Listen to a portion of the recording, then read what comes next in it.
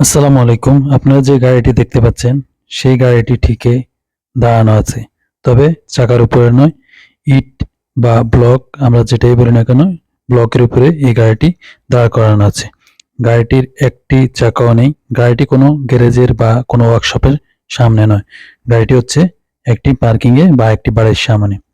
Saudi আরবের রিয়াদে গতকাল একটি চক্র এই গাড়িটির ৪টি চাকাই খুলে নিয়ে চলে গেছে।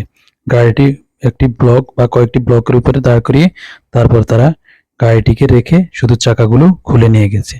অতএব সৌদি আরবের যে সকল প্রবাসী বা বাংলাদেশী যারাই আছেন বা যাদের গাড়ি আছে, আপনারা যেখানে সেখানে পার্কিং না করে নির্দিষ্ট যেখানে সিসি ক্যামেরা আছে বা নিরাপদ সেসব জায়গায় গাড়ি পার্কিং করেন এবং নিরাপদ স্থানে আপনার গাড়ি রাখেন।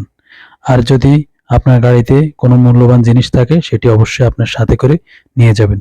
ধন্যবাদ সবাইকে।